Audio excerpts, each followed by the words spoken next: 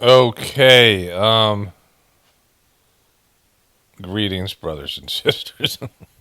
So I just did a video on Will Smith. Will be up in 3 days on my Apocalypse Now channel.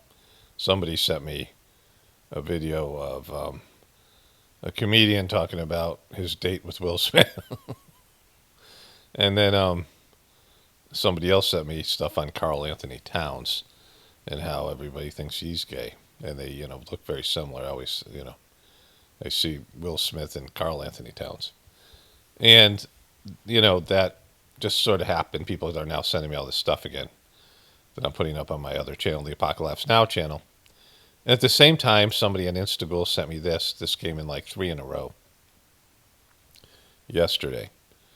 I talked about Alex Jones. There was this clip of him saying that he would suck a ding dong to prevent World War III. And then, I've been mocking him since then because that's what I do with Alex B. Jones. And there was this person, Blaire's a good person. You look like a woman. Blaire White's done nothing wrong. Your bones look like a woman. Seems like Alex wants to suck Blaire's ding dong.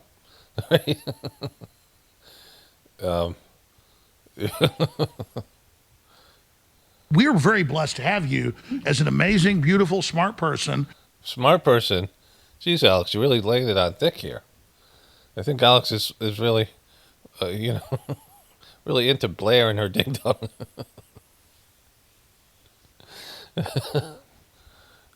My genetics says this is a woman. You're an His genetics do. What are your genetics doing right now, Alex? Are your genetics hard? articulate, amazing person, a beautiful person. The way God works mysterious ways, it creates beautiful things. It just shows you how God works in mysterious ways. I know this in my heart. You're a good person. You love the children. You're the perfect spokesperson. This is what they probably should have done over at Bud Light. Yeah, exactly. They should have showed this dude in a bikini, and with his dong. Inherently, at a spiritual level, I realize that God's working through you, and it's an amazing thing. Okay, so how does Alex Jones have any viewers left? Does he? Is it just a facade? Because, he's just clowned himself so many times, but this is really bad here. Because, this is the people in the truth community and the right-wing truthers that would be, Alex Jones people are clearly not a pro-trans. And Alex is just basically having some kind of Jones-gasm here with this person. I know a little bit about, was it Blaire White? That there's a person who is a right-wing person, like a right-wing trans person. This was, I don't know, is this an old video? Somebody just sent me this, so I don't know when this is. I don't know if it had to do with they saw my ding-dong thing. Let me show my memes here with Alex and the ding-dong. There's no video of President Trump sucking a ding-dong. You had me at ding-dong. You had me president. And so what if there was? So what if there was? And it's Bill Clinton's. Like, let's be clear here. The rumor is Bill Clinton's, and this is just, as far as I know, this is 100% fake. Like, there's no, this thing that somebody made up, and, it was on Reddit, the original post, which my wife told me about, and that was deleted the next day. Or they erased it, and, so it wasn't, so the idea, so this was censored, or it never happened, probably never happened, right? There's that gay dude that pretends to, the gay dude who mouths Trump's words, which I've showed you videos. I've seen 3 of his videos now. I think I shared one of them. That guy does a great job. But Trump says a lot of gay shit, right? Like all that stuff, especially talking about Arnold Palmer's dong. But anyways, I digress. Let's get back to this comedic genius here. It's a lot better than World War III, Owen. I never sucked any ding-dongs. Now, like, I didn't think you did, but now that you've said that, I think you probably suck some ding dongs. Because, you know, when you're denying something, right? Like, let's go back. Trump sucking a ding dong. And so what if there was? That's a lot better than World War III, Owen. I never sucked any ding dongs. But I'll tell you, if they were going to blackmail me to start World War III about one, I'd say, hey, I sucked a golf ball through a freaking garden hose. Now you're just incriminating yourself more, Alex. You're making it sound like you are like sucking the ding dongs. Didn't you already tell Der Spiegel that? I never sucked any ding dongs. But if World War III was involved, then I'd be sucking them like as many as I possibly could. I suck elephant ding dongs, giraffe ding dongs. I don't care. Is that to prevent World War III? I suck a golf ball through a garden hose. Now, the son of a bitch walked in there in my own office when I'd splattered stuff on myself and I was changing shirts. He goes, oh, that's a good shot. Let's get your shirts. And then he goes, I go, hey, have some of this chicken and sausage. So technically I said, Jones offered me his sausage. Yeah, give me a break, you son of a bitch. I like women, not men. Whoa, wait a minute. Let's go back there. So some son of a bitch walks into your office and you offer, you're eating so sloppily, which I can't really criticize because somehow I always get stuff on my shirt. Like I'll get a new shirt and we'll go out to dinner and somehow I get food on it because I can't help myself. I don't know what it is. And so, you know, I can't really criticize him for getting food on his shirt. But some guy, some reporter, walks into his office and he's got chicken and sausage on his shirt. And he offers some guys his sausage that he's eating, you know, like off of his plate, which is weird as shit, right? You're just incriminating yourself. Like, you know, like this is, you know, the thing about Trump seems to be bullshit. So, and they're blackmailing, you know, that they're blackmailing Trump with him sucking Bill Clinton's, you know, Bubba's ding dong. And then he starts talking about how he would suck ding dongs if World War III was at stake. And I don't think that, like, those things, like, I don't think you prevent World War III by sucking ding dongs. I think, you know, that's just something you've made up to give yourself an excuse to talk about how you would suck ding dongs. But then this story just more incriminates him. I sucked a golf ball through a freaking garden hose. Didn't you already tell Der Spiegel that? No, Der Spiegel. Son of a bitch walked in there in my own office when I'd splattered stuff on myself and I was changing shirts. He goes, oh, that's a good shot. He's changing shirts. The guy walks into his office. You know, some guy from a reporter. He's got he walked into my office and I took my shirt off. I was changing my shirt. Let's get your shirts. And then he goes, I go, hey, have some of this chicken and sausage. Hey, I know I'm shirtless. Would you like some sausage and some chicken? I'll give you some chicken and some sausage. So technically I said, Jones offered me his sausage. Yeah, give me a break, you son of a bitch. I like women, not men. And if I like men, I'd be proud of it. Yeah, I like women. If I like men, I'd be proud of it. I'd be offered my sausage and chicken everywhere. And my tangy tangerine. A lot of them. But I ain't ever been in bed with no man. I've been in bed with probably 300 women. 300 women. Some of them have dongs, but they're all women. I don't know how many of them had dongs. Maybe all of them. I don't know. Maybe all of them had dogs. Maybe they all had dongs. They're still women. They're still women, and I was in bed with them. They're beautiful women with dongs. I love those beautiful dong-having women. You sons of bitches sit I don't even know this game. there and you play these games, and I'm sick of it. I'm sick of these games. I'm sick of these games they play. I'm sick of these guys thinking that the women that I sleep with who have dongs are men. I'm sick of it. I'm sick of it. Okay, so before I move forward to this Israel thing, I just showed this clip to my wife, the Alex Jones stuff. So let's review what he said here, right? So first of all, he said he's never sucked a ding dong. I mean, he's clear statement. He's never sucked a ding dong, right? I don't know why he felt like he needed to say that, but he wanted to clarify because maybe people have been, you know, there's some guys out there who would beg to differ, right?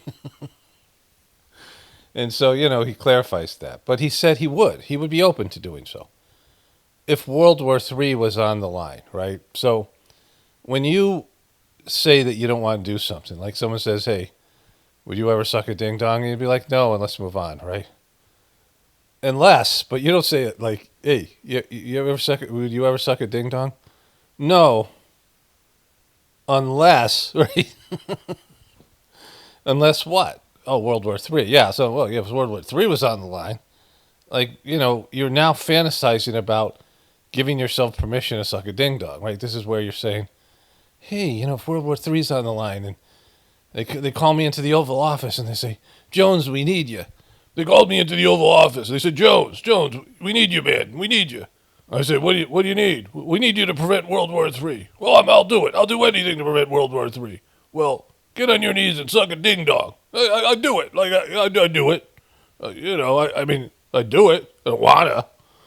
I don't want, but I mean, World War III. So that, means that he's having fantasies in which he can, that the scenarios where he can still maintain his heterosexual identity and suck a ding dong, right? Like, both things. And then he tells a story. Well, his buddy there, Owens Stroyer, or whatever his name is, Stroyer,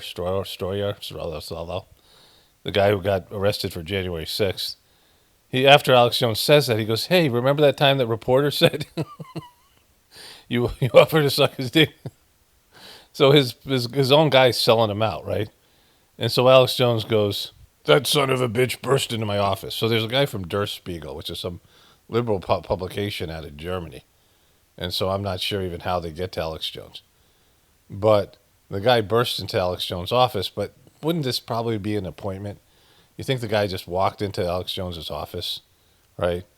And so, he's leaving out part of the story because this is a reporter that's a liberal reporter, and Alex Jones allows him into the building, right? Guy comes into their, they have the studios there that he paid with shekels, much like Charlie J. Kirk, Charlie Shekels, and Donnie half shekels.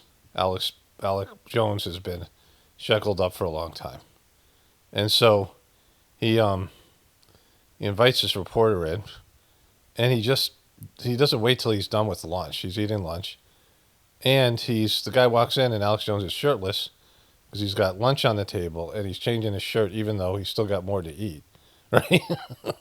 He's got a plate full of chicken and sausage sitting there, and some of it's on his shirt. He can't wait for I'll finish eating, and then I'll change my shirt, and then I'll invite the reporter in. He decides to do all three things at once, right? And during that process, he offers the guy sausage. Because Alex is, clear that he said chicken and sausage, and the guy just cherry-picked. But he offers this guy his sausage. And so, in this 1-minute video, we know a lot more about Alex P. Jones than we did before. He comes into my office. He burst in. I'm in the middle of eating and changing my shirt at the same time. I say, hey, you want some sausage? No, no homo. And so, there's that. Blaire White is a good person. You look like a woman.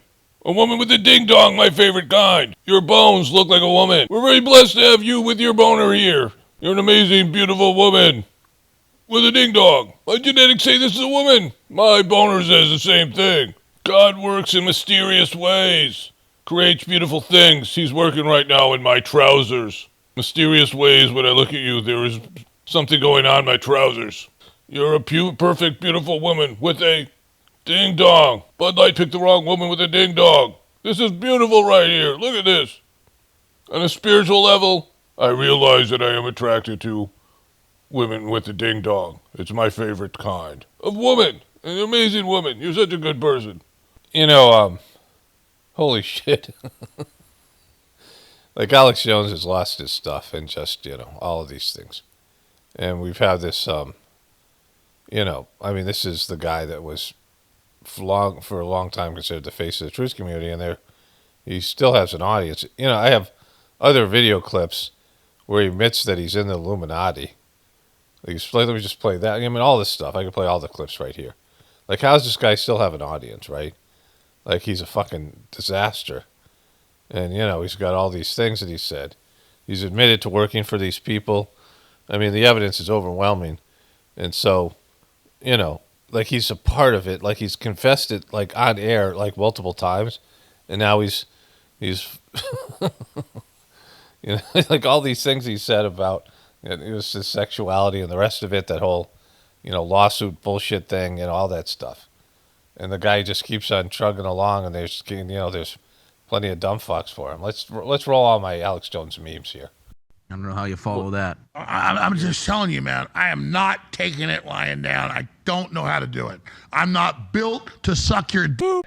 I'm not built to bend. I'm built for war, motherfucker. And I will not bow to you. I will God damn you assholes, man. I'm so sad. I'm so sad. I don't know what happened to me. I'm so sad. I'm not built to suck your boop. I'm not built for it. I've had to learn how to do it. I'm built for war, even though I'm folding my tent and going home. I've given up. I've quit, but I'm built for war. You effing assholes. You effing mother. Who's up next? Effing assholes. Who's up next? Percent will buy a goddamn tube of toothpaste or or incredible products we've got. Go to drjonesnaturals.com. I'm not bitching. I'm like, you want a revolution, man. You want victory. You want fucking war against fucking tyrants. You fucking got people that are ready to fight, man. I mean, I'm fucking completely war driven against these people. I've got my earpiece out. I am completely. Only 1% of my viewers are willing to buy my products. You want effing war? You want to fight this tyrannists? You want to fight them, these MNFers? You want to fight them? You got to buy my products. Buy my MNF products. Buy those products. I need those products sold. I knocked out my freaking earpiece. I hit my head so hard trying to sell my products. I mean, fight tyranny. God gave me a good brain. I have to probably say that I have major Masonic roots. A lot of my family, because Texas was pretty much Masonic through and through, was Masonic, high-level Masonic. And they were very, very good people. George Washington was a Mason. And all it is a university study of religions, of philosophy, and of building, and of mathematics, and of agrarian systems. And so what you see as Masons today is just those schools going on. And there have been hundreds of different variants and groups and Rosicrucian orders within the Masons, and the Illuminati, founded in Germany, was a counter-Illuminati to the real Illuminati. And yes, undoubtedly, my family on both sides on the Mayflower, hardcore Protestants, you could say Rosicrucians. This country was founded by real Rosicrucians, not the Rosicrucians you see out there today. And so, undoubtedly, if you want to say it, I mean, I would say I come out of a classical Enlightenment family of what you would call real Illuminati, real Enlightenment. And I'll just say it here. When everybody asks me who I am, I'll tell you. There's no secret society. There's no secret messages. There's no secret handshakes. 1,000 people that run the world, according to the Kissinger Group's own book, Superclass, put out 15 years ago, and I believe it's accurate. And the one guy that wrote it, Rothkopf, the head of the Kissinger Group, tried to recruit me to go meet with them in New York and Henry Kissinger, okay? So I'm explaining how real this is, okay? They tried to recruit me. They did it in front of my producer, so it's the only time I can talk about it because the other meetings were off record with other globalists. I have off-record meetings with these people, okay? This is a human. This is what we look like. This is what we act like. This is what everybody was like before us. This is what I am. I'm a throwback. I'm here. I've got the fire of human liberty. I'm setting fires everywhere. This is a shill. This is what we look like. This is what we act like. This is how you make $165 million. I'm COINTELPRO. I work for the CIA. I'm cutting you out of your money. I'm cutting you out of your money everywhere. We're at war. I've declared bankruptcy. I'm broke. I need your help right now. My body's full of cholesterol, and there's a strange growth on my scrotum. There's only one way to fight this madness, to win this war. You need to buy my products. And you need to do it now, before my head explodes. My blood pressure is too high. I'm on the verge of being thrown out by Illuminati, and they've canceled my gym membership, and I need your money and your support now. I just made a stinky, Roger. You know what it's like to go to sleep every night knowing you work for a bunch of psychotic killers and you bastards are probably going to end up killing me one day? You know what it's like knowing you've ruined my life? You know what it's like, you sons of bitches? I'm tired of your crap! You know what it's like to go to sleep every day knowing you work for a bunch of psychotic killers that's probably going to kill you one day? You bastards, you ruined my life. I want to quit. I want my 401k. Let me get out of this contract. Okay, so I saw this commercial for this pharmaceutical the other day. Opioid addiction gets between you and what you love. Exactly. It's such a fucking bummer. I mean, it's not a, you know, Blaire. It's not what Alex Jones was, it's not a, whatever he was, what Alex Jones wants, what Alex Jones wants. Woman with a ding dong. Once monthly Sublocade may help you move forward in your recovery. Sublocade, with counseling and psychosocial support, treats moderate to severe opioid addiction. You gotta get that psychosocial support going. An adult started on an oral dose of buprenorphine or already on buprenorphine. Sublocade is just one dose that lasts all month long with no complete detox required. Okay, so just right here, a problem that was created by the pharmaceutical industry, right? Now, heroin is very addicted. We did various types of opiates, right? Opioids. But how many people are going to do that, right? When you put it in pill form and you can get it from a doctor, it creates a huge fucking problem, which we saw. You have all these people who, and some of the people are in physical pain, chronic pain, and they started using something like this. I was on it because I had an operation, and it devastated me. Like, it was, I couldn't, I mean, just, I couldn't, I was like, I can't live like this, right? I mean, it just made me feel really bad. Like the way it just turns you inhuman, right? It disconnects you. I mean, it blocks your ability to feel things and just all that stuff. I couldn't meditate, like all that stuff, right? So that was probably about 5 years ago, 7, 8 years ago now.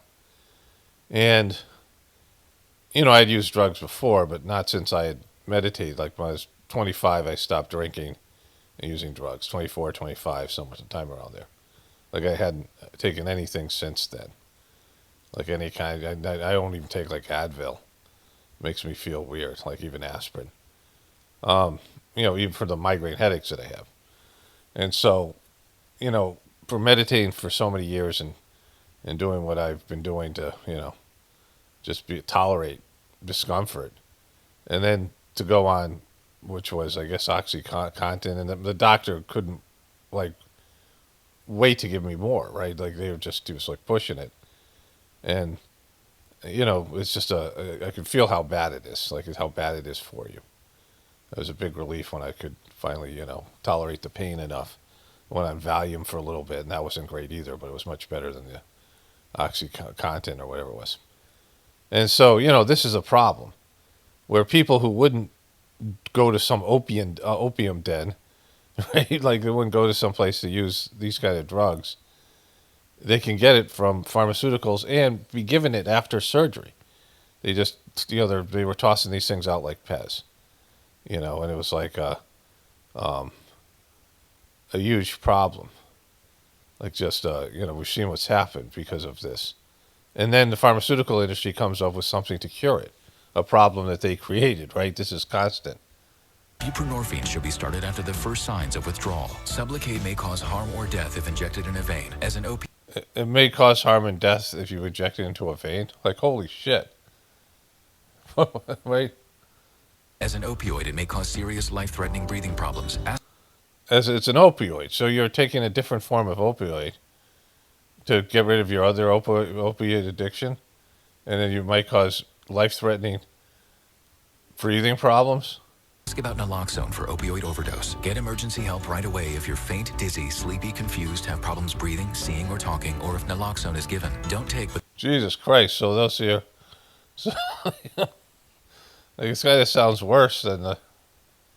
other opioids, benzos, alcohol, or other drugs, including street drugs. This can cause severe drowsiness, decreased awareness, breathing problems, coma, and death. Well, I mean, coma and death, those are not severe side effects. Emergencies, tell medical staff you're on Sublocade for opioid dependence. This isn't a full list of risks and side effects. Talk to your doctor and read. Fuck. So yeah, a problem created by the pharmaceutical industry is now made worse by more pharmaceuticals. So, okay, so this meme, hard times create strong men create good times. Good times create weak men create hard times. And so this is, adjacent to the Sajmarg, the meditation I do. Miseries is divine blessings. But, also that, what molds people is the hard things, right? Going through hard things. And just, it doesn't necessarily have to be like trauma. But, the things you don't like to do. Like Master Charge III, Master of the System. He had this sort of epic work ethic.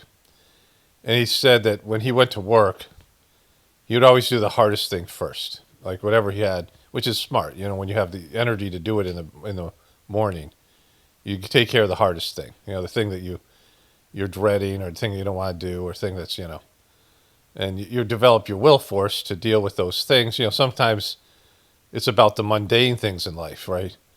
Those are things that are really difficult for me over the years, the just daily maintenance things and just, but as I've gotten older and matured, it's become something that I just do and look forward to, looking forward to doing things that you don't like to do or that are challenging, right? Because the easy things, and another thing that Master Chargy said, that these people with, it was probably a good definition of the controller's makeup, with people I call the controllers. He said that when you just have pleasure, you become mentally ill because pain kind of holds your personality together, right? And, not just like, pain and trauma, but like, doing things you don't want to have to do, right? Difficulty. And, it's, we just had kind of a hard winter with multiple issues.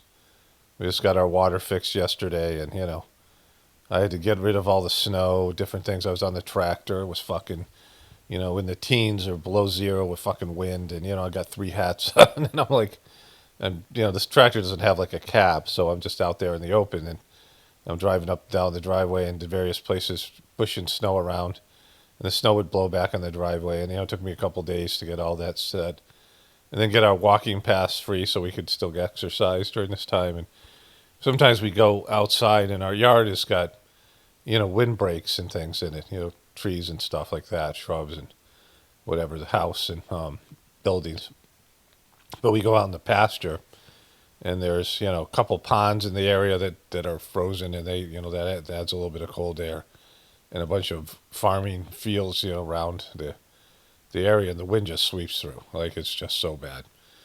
Some of you guys have experienced that, like going to a football game where the wind just blows in and just, like those football stadiums are just frigid, some of the ones that are in the, whatever, the cold part of the country. And, it's been a tough winter, but I kind of got into it. I'm sort of wearing down now. Like, I'm getting a little bit of a chill. Like, it's hard for me to stay warm, just whatever it is. It's, like, it can be like a thing. I used to milk our cow. And, early in the morning. I mean, not too early. Like, I didn't get up at the, break of dawn to milk the cow like people do, especially as a cow. The cows give less and less milk over time. And we milked the cow for a long time and didn't get her, like, pregnant and, reboot. And then, because we didn't need that much milk, and eventually stopped drinking dairy altogether, like some people, so it became a thing. But, we had this little doggy door I cut in the barn. And, your hands get cold from milking. The milk is warm, but like as you do it for 10, 15 minutes, and the wind would blow through, and, it's just, it was tough. Like it was, was a Sometimes it would be like really, for people who have to work outside for long periods of time in difficult circumstances. The guys who are digging the well up, there's water. There's a ton of water on the ground, and they got soaked, and their gloves were wet and all that kind of shit. I'm like, well, that's a fucking, they had a backhoe, but, they're in there trying to fuck around with really cold pipes and things like that. So, it's a tough thing for people as they have to battle the elements, but it makes you into something, right? And like in any movie and TV show where there's a villain and a hero, the villain defines the hero. The greater the villain, the greater the hero has to rise up to beat the villain, right? The stronger the villain, the stronger the hero has to become. And you can look at that as like an internal battle. The more difficulties that you have, the stronger you have to be to overcome those difficulties. And, but you also have a limited amount of energy and life force in your system, and these things can take stuff out of you as well. So you need, kind of both things. You need periods of rest, and you need to, as you get older, you just don't have it in you. The fight is kind of, taken out of you. And then if it's too much, if it's too overwhelming, people just break, right? And they disappear. They just like go into almost a catatonic state, right? So it's, there has to be a balance. But, everybody wants pleasure and wants, a pain-free, problem-free life. But when you have that, like your personality just disappears. It, becomes diffuse because it's held together by these challenges, right? So anyways, there's this. Liberals now love guns, hate Tesla electric cars, and believe in Pizzagate. And conservatives now don't believe in the Epstein files, trust the feds, love electric cars, and think open carry is not okay. What a time to be alive. This is what I've been talking about now for quite some time. And I noticed this back all the way with Obama. Because Obama won 2 Nobel Peace Prize, and he was the most warlike president. Okay, so we had the initial wars under Bush, right? Afghanistan and Iraq. And Obama, was droning kids and, just fucking committing war crimes. And then, and the reason was, like, everybody thought he was like a Muslim, the way he would say Muslims things, like the way he would pronounce these things and all that kind of stuff that he did. And he was this liberal. And, I used to make a reference that, we used to play basketball, and if you didn't get in front of your, the man that you were guarding, if you didn't, you have to create some resistance. You can't just play what we called Ole defense, what Matador defense, where the person just blows by you. And I was making reference that, all the liberals were like, oh, Obama's got this. And they went to sleep, and he just went on he was the worst president against leakers, against whistleblowers. He was so hard. He was so hard on whistleblowers. It's just, it was everything. And so you have these people who are the opposite. And I've been talking lately about how many Republicans are actually gay. We just saw the thing with Alex Jones. There's a lot, all these things that they claim not to be. And they're just almost like fucking with people in the sense that you identify with a group, and then they just move you to the exact other side and show you that you don't even have beliefs. You want to identify with a group of people, right? You want to feel some sense of belonging, and then you have these core beliefs, and then they just take those things away, right? And they just switch them up. The whole group changes. And that's why I've said with Trump, like Trump has gone back on everything that he said he was going to do. He's clearly not the guy you thought he was. He doesn't give a shit about other people. He doesn't care about making America great again. He doesn't care about you. And then they're just fucking, they won't see it, right? This is how fucked up people have become. They'll give up everything they believe in. Oh, we're just doing this now. We're doing the exact opposite thing now. And they just go with it, right? This happened with all the religions, the churches, Christian churches, when they started letting in things like divorce, right? And then, you have these kind of, abortion's another kind of a thing. And, you have these things where these things should cross a line.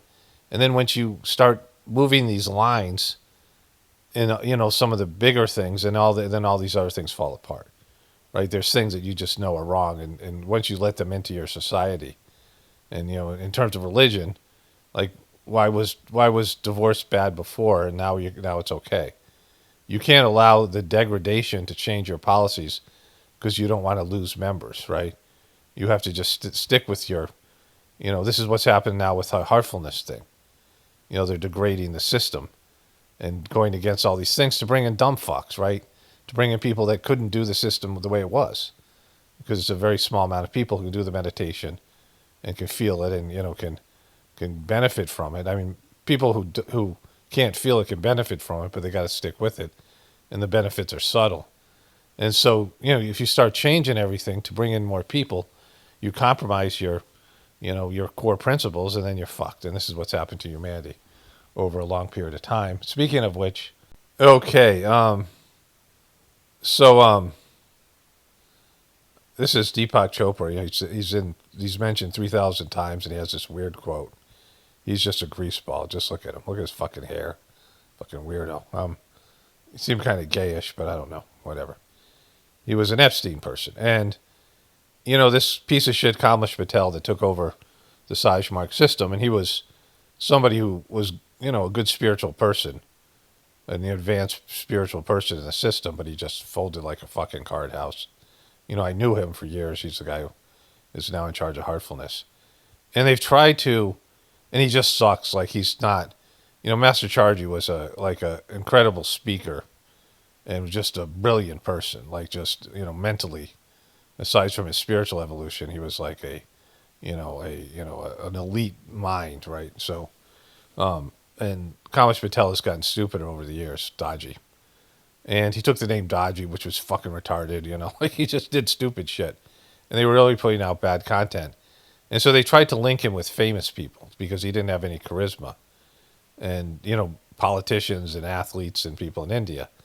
And they partnered with this piece of shit, Deepak Chopra, who Chargy threw some subtle shade on years earlier. Like he was, whatever.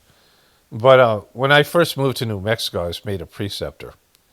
And, that's a person who does, gives these sittings and these meditative sittings. It's a volunteer position. And there was a school, an Ayurvedic school, ancient Indian medicine, Ayurvedic medicine, which is, I found it to be very helpful. There's some students from this school that ended up being, people who were doing the Sajmark meditation, ended up coming to me and my ex when we were preceptors back in New Mexico. When I first moved there was this school, and there's this guy called Dr. Ladd. I forget his first name. Ladd, I think is how you spell it. And he's the guy who trained Deepak Chopra. And some guy called me up from California, a preceptor. He was a doctor. And he wanted to, he knew somebody at this school, and they wanted to have us present what Sajmark meditation was. And it was one of the best things that I'd been a part of. In terms of these open houses, they usually sucked. You try to talk to people about it, and the meditation's weird. You sit in front of somebody. I mean, it seems weird to people. It's not something that you would normally do, and there's not much there that you can sell to people, to do it, because it's something they have to experience. Like, you just got to get people to try it, and if they either feel it or they don't. And, most people don't, and they just leave. And so, and I had done a bunch of open houses, and I was, I'm not as good socially, and I wasn't like nearly as articulate as I am now in terms of the videos. But I was just like great, like in this thing. Like, and this other guy was amazing, this doctor. And we really presented the information, and all these people were, the Ayurvedic system has a lot of guru stuff in it, right? And they all wanted to start. They were all like, there, and the guy, Dr. Ladd, the guy that trained this guy, and he was definitely better than Deepak Chopra. He wasn't greasy, like he was. He had a sort of charisma. Like, you could see he was an elevated person. He said, everything I talk about spirituality, you guys are doing, like this system, like we presented the system and these things. And then he found out he had to start his meditation. Like, I had to give him the introductory sittings, and I was a white guy, a young white guy, like fucking, and he wasn't going to do that. Like, and he said no. He was very clear that he would start with Master Chargy, but Master Chargy wasn't going to come to New Mexico, right? And so all these people ended up missing out on this opportunity. There's like 30 people there. And every one of them would have started the meditation. But they were like, Dr. Law didn't want to do it because his fucking ego, right? Like he was just, and he knew the energy in the room. You could feel it. It was like the best open house I've been a part of. And me and the guy were talking, and he said, the guy told me in private that Dr. Ladd didn't want to, start with me because it was like I was beneath him in some way, right? And so these are these kind of clowns that, their egos are just too big for their, you have to, God comes in various forms, not that I was some great person, but, it had nothing to do with me. Like the sittings flow through a person, you're a conduit, and the energy's there, and the spiritual work is done, so this transmission is given. But, so that's my Dr. Ladd story, and he's, he was the guy he was the guru of this piece of shit. And, the big ego fucking people, that's where all people fall. He knows shit about Ayurvedic medicine, Deepak Chopra, but he signed off on this, with Daji. Daji would get all these people to sign off on this Brighter Minds thing where the kids put on blindfolds and they peek through the blindfolds, but they pretend the kids can see colors, smell colors, and feel colors, and they can see with their other senses because of these, they pat their heads and they rub their bellies, like bullshit exercise like that. And Deepak Chopra signed off on that because he's just like he's supposed to be a doctor and somebody who's an intellectual, and he signed off on that bullshit. Okay, so I've had to change the way I make videos, and there's a time where I was making a video on my Apocalypse Now channel every other day, and one on Pockets of Future. So 4 videos on one channel a week and 3 on the other, right? That's why I was going back and forth. And, I would have certain clips that I would save for one channel or the other. And so I had to put dividers in, like on my tabs. Divider that was recognizable too in terms of the, the whatever they call that part of the, the little, icon. I used to something. It's like something. Whatever it is. And don't care. Tell me, don't care. Don't need to know. I haven't looked up because I had to make one years and years ago. I had one for my Shruti counseling. And something that I could, say, all right, this was a definitive. One side was my Pockets of the Future channel, and the other was Apocalypse Now. And this is what I used on one of my browsers. This was the dark Brandon meme. Remember, let's go Brandon. So, it seems like so long ago. There was some NASCAR bullshit thing or something, and the crowd was chanting, fuck Joe Biden. It was a very Republican crowd. And the announcer, the play-by-play, or the sideline reporter, or whatever it was, said there was a guy named Brandon who was a NASCAR racer. I'm just piecing this together. I'm gonna have some details around here. And she said, they're saying let's go Brandon when they were saying fuck Joe Biden. So let's go Brandon became a whole thing, right? People made songs about it, and the right, it was a whole thing. And then the left decided that they were going to hijack this, and they started to call it Dark Brandon. Joe Biden even got punked when a reporter asked him about it, and he responded because he didn't know what it was about, because they didn't talk to him. He was fucking, he had dementia. And they had this thing where Joe Biden would go dark, and he was some tough guy, Terminator-like character. And Huffington Post made this meme of Dark Brandon. How bad it was, because he was fucking brain dead, and he's an autopen, and, all the things that everybody agrees with now, but back then they were lying about. And so I just saw this meme the other day. I don't really need it up anymore. I have it bookmarked. I don't think it's going to be used anymore. It's just taking up a tab. On the other channel, I had this Humpty Dumpty. Let me show you that one. So on my other browser, I have this Trumpty Dumpty. The New York Post turned on Trump. This is when he got, got a felony charge against him. They have reversed themselves now. Rupert Murdoch owned New York Post. Don, who couldn't build a wall, had a great fall. Can the GOP men put the party back together again? And they thought this was it for Trump. He got, he was convicted of like 40 felonies, remember? And that meant he couldn't run for president. And New York Post pre-meet on all that. because they don't like this guy. The other thing I used was this sad Charles, right? This fucking pathetic piece of shit.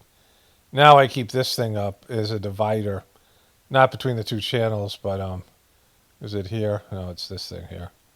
This thing with Israel, because these are things I use regularly, and so the Charles thing, and the Trump thing, and the Biden thing are all kind of, vestiges of the past. I'm not even sure what vestiges mean, but I think it's appropriate. But anyways, so that's those are like the way bygone memes from a bygone era, right? So it's just everything changes quickly nowadays, and I'm barely going to use this as much, right? Israel is no longer a topic of discussion. I mean, people are still hating on Israel out there, but I mean, Israel is fallen by the wayside because the Palestinian thing has resolved itself. And so, sometime I'll be changing this. I also have the Gemini, which next to it I have Gemini if I want to look something up on Gemini. Because ChatGTP was just letting me down. Anyways, let's go to the other stuff here. I wanted to get to, let's go to the other stuff. Okay. I wanted to show you this from TPUSA.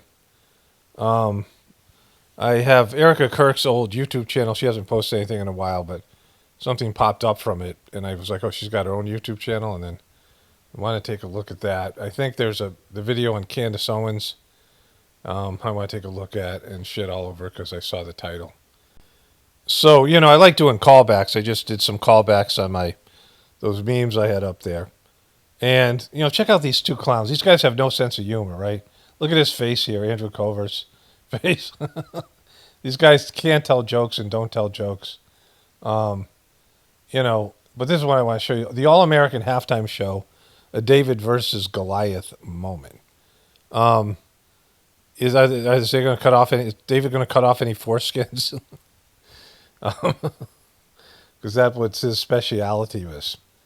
And so, the reason I'm covering this is back when I first covered TPUSA, before I called it that, and I didn't know it was, right? They had on Facebook, they kept on putting these bullshit posts about their upcoming halftime show.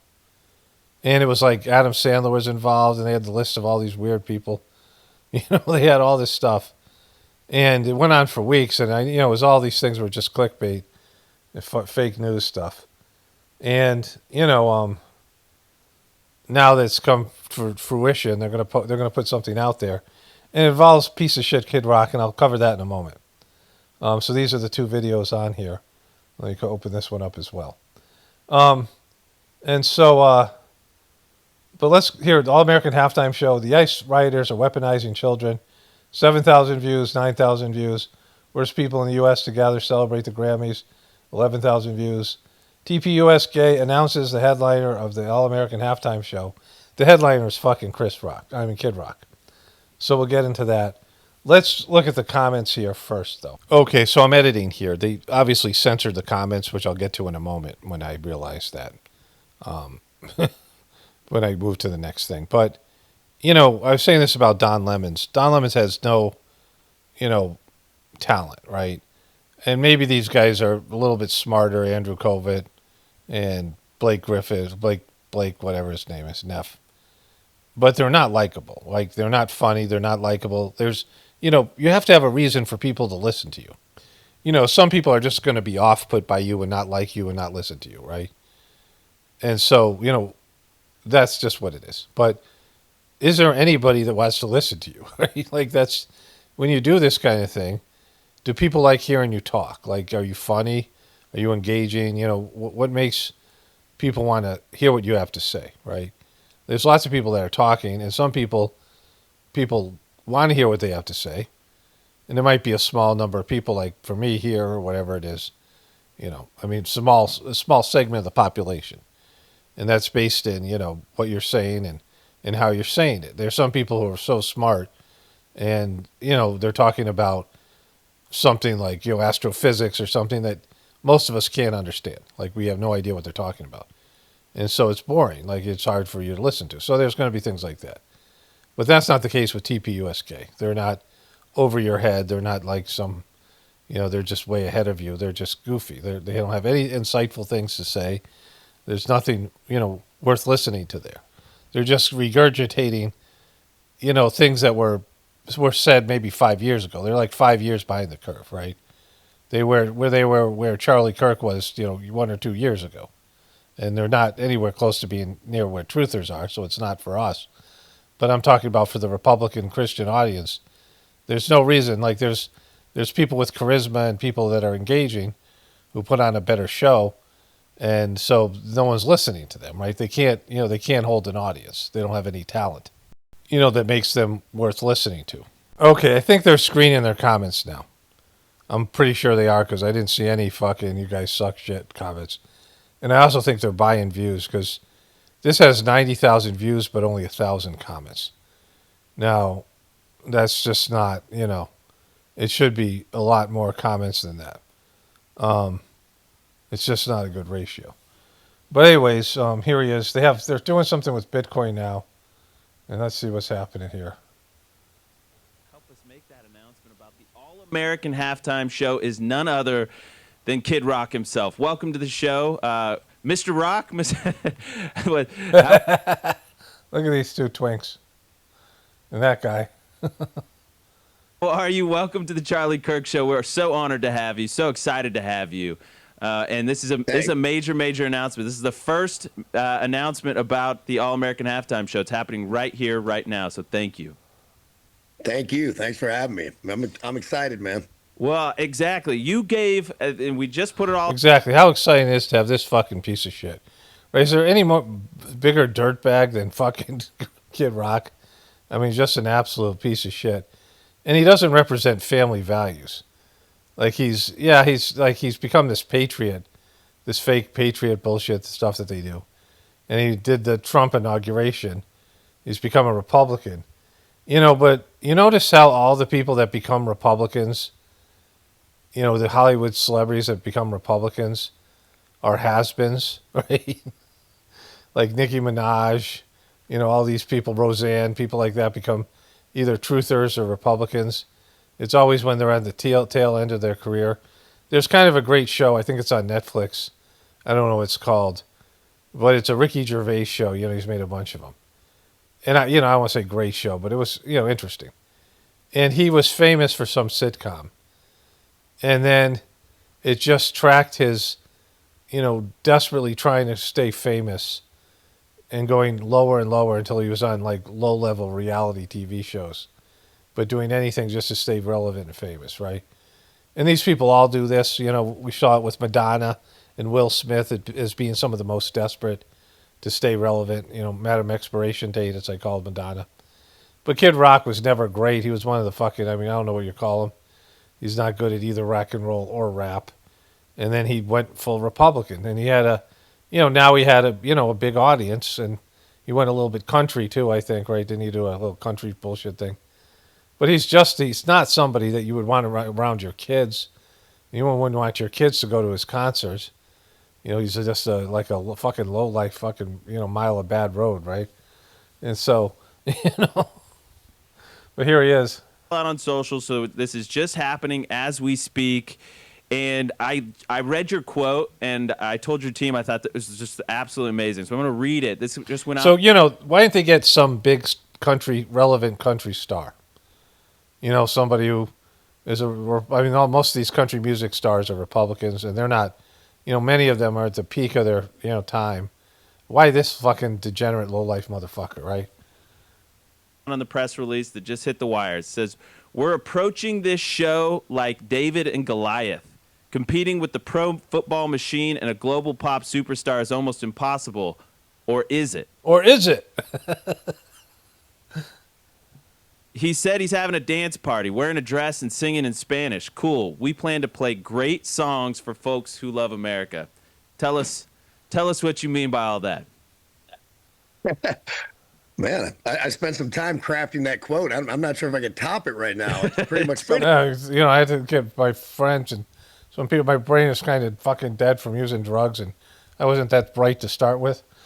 So good, man. It's just like I said. It's like you're competing with this, this powerhouse. You're not competing. You're trying to peel off like I don't know. I mean, whatever amount of people are watching the Super Bowl, and then there's going to be these alternative halftime shows. The halftime shows always suck. Like even if it's a good artist, it never is, and they always get the fucking has-beens. I guess Bad Bunny is somewhat relevant, but it's going to be like it's taking place in the Bay Area. You could say something that rhymes with that, but it's a whole thing there that's been put out there that there's going to be a very gay Super Bowl halftime show, and then you can go just total low rent with fucking Kid Rock, but it's not competing. You're peeling off some fragment of the audience, and TPUS gay. I mean, I don't know. Maybe some people watch this. It is whatever it is. Like they're sinking like a stone, and it starts off with these two unlikable twinks. The beta male sharing one testicle, right? And like they're just not. It's not happening. Nobody likes them, and I mean, they didn't replace Charlie appropriately, and they're not getting the fucking memo. Like nobody fucking likes them, and like I said, it seems like they're now finally deleting comments, and like suing, doing all these things because they're not into free speech anymore. They're just a new entity. Post Charlie Kirk, they're still hooked up to Israel, and whatever, they have a little bit of a following now, almost nothing like it was. Trump is cratering the whole Epstein stuff. I want to get into Joe Rogan on the Epstein files too. There's some Jimmy Dore video that popped up, but this is just like fucking, it's abysmal. So this is Miss Erika J. Kirk. She has 70,000 subscribers. She had these morning meditation things. This one's from 4 months ago, right when Charlie died. The other ones were getting 5,000 views, 3,000 views, 3,000 views, 2,000 views, 1,000 view. She had these things that were, this one got 470,000. This is a TPUSA speech she gave, 188,000 and 102,000. I don't know if those were, this is from 7 months ago, 2 years ago, and 4 years ago. And so I don't know why those got views, but, she doesn't have fans, right? She has some Instagram following, and, mostly that had to do with Charlie.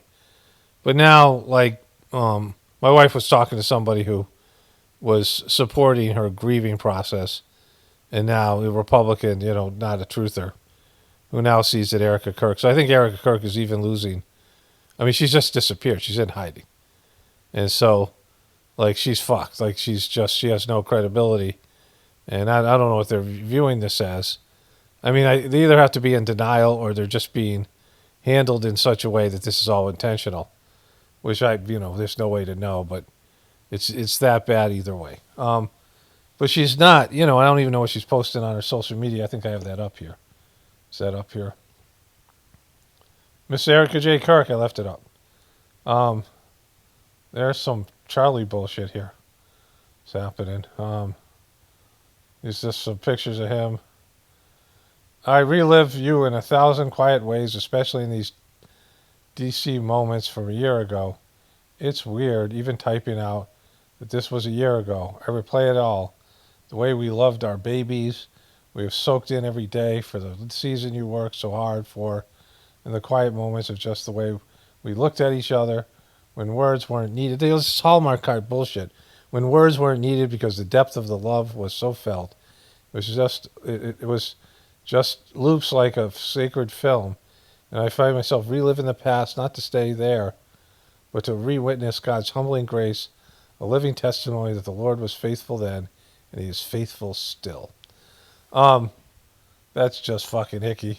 Like the way she expressed herself. This is all their bullshit stuff that they were doing. There they are. There they are again. There's her horseshoes. Fucking. There she is there saying something.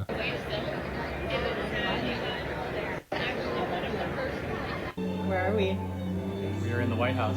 Here we are. I love you. You did it. Oh, kissy face. Look at little fucking fat baby hands. So yeah, this is getting, well, it's got 500,000 views, I guess. 100,000 views, I don't know. But again, going back to Charlie and saying this stuff. Let's look at some of her videos here. I have to say, it is such an honor to be able to see my husband and his whole team come together, whether that's Lauren, Tyler, Troy, my husband, Stacy, Emma, everyone. The whole team is phenomenal. So thank you all for being here. All the first timers. You know, so she was kind of upbeat. She had the fake smile shit. She's got a little bit of a cheerleader in her. A little weird, but they didn't, pass on it. They're going for the wholesome family thing. And she was tolerated and not really, people who really were into this thing and they got into it because of desperation and the Biden stuff.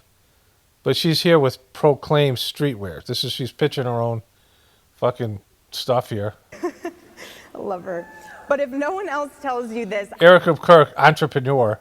I wish someone would have told me this when I was in Manhattan in LA, when I was in the middle of the rat race. Yes, it's okay to be a business owner. It is, and it's okay to pursue your career. But when the season comes to transition, it's okay to be a mother. Woo! It is okay to be a mom until your husband dies and then you want to be a businesswoman again. Like, it's good to be like a stay-at-home mom and devote yourself to that for like 2 years, and then your husband dies, for mysterious reasons, and you fake grieve for a little bit, and then you take his job. Okay, so Erika Kirk came out of hiding. Well, not really. She's in Montana, but I'm going to show you a video popped up in the sidebar. Hello, love you. You guys look so beautiful. Yeah, you don't, because holy shit, what was this, right? Like, you're selling fucking dresses and clothes and shit, and this is your... Young Women's is always my favorite. It's very special in my heart. First, I have to do a shout out to my daughter because she's watching. Baby Buff Buff is here. She is. I stole your fucking toy. Here, I got it. I'm holding it hostage. Okay. He's safe. She always gives me something before a speech. Last time it was a flower. It's always a thing. Okay, you know what? She's like 2 years old in this thing. And this is, just right before he died. 7 months ago. Not right before. But, like, kids don't remember to do that every fucking time, right? Like, that's the kind of shit that people who write about kids and don't fucking have kids, kids don't be like, like kids' brains change so much within 4 or 5 months, right? And so, like, how many speeches have you given? And she always gives you a stuffed animal, or do you say, you want to give mommy a stuffed animal?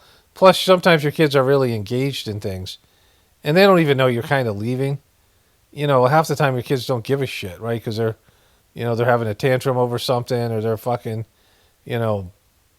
playing a game and they're totally locked into it. Kids devote a lot of time into their play, and they don't have time to fucking boost mommy's confidence and be that special kid that they're going to talk about on stage, right? Like, your kids are just, they're not, that's not what kids do. Like, kids don't, like, maybe they do it like one time, if you prompt them, but they don't even have a concept that you're going to go give a speech or all these things, right? Like, she talked about all this stuff that Charlie used to do and how she'd make her daughter watch the show, and Charlie would hold up one of her stuffed animals and they would test her on it later. Like, you're forcing your kid to watch your husband speak about things they have no idea, like adult level crap. They sit there. Kids don't sit through speeches like that. They don't even understand, like, you being on TV, right? You don't look the same when you're on TV. You're small, and, like, kids don't have that kind of conceptual ability. It's just shit they make up, right? All right, so let's see what she has to say now. Here's the governor of Montana. When our country is in need of God's light, there exists a great need for an organization like TPUSA. TPUS gay. To restore moral clarity. Yeah. They're such a moral organization. Constitutional principles and our founding values, starting with our youth. Thank you, Charlie, thanks, Charlie, for dying.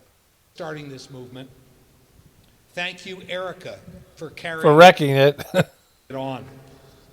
In Montana, we will always support you. There you have Montana Governor Greg Gianforte helping Erika Kirk honor her late husband Charlie's legacy and spread his message across the country. The governor pushing to bring Turning Point USA's Club America chapters to every high school in the state. Boom. Well, they're kicking it. They got Montana. Turning Point USA CEO Erika Kirk joins me now from Helena, Montana. Erika, how'd you get your job, Erika? great to have you on the show. I mean, the governor spoke so proudly of what's happening in Montana and these, Club America chapters. This is a big deal. I mean, it is the fifth state now after Texas and Florida and Oklahoma and Tennessee to do this. And it is significant to have this kind of presence in Montana and these other states. What did you think of today's gathering? It is, and it's very special because Governor Gianforte and his amazing wife, Susan, have been... His amazing wife, Susan. She's not as good as that other woman. I forget her name, but she was married to J.D. Vance. Like, she's pretty amazing, too. Usha. But she's pretty amazing. Not as amazing as Usha. This guy's too old and too bald for me to glom all over. Been friends with Charlie since he was 18.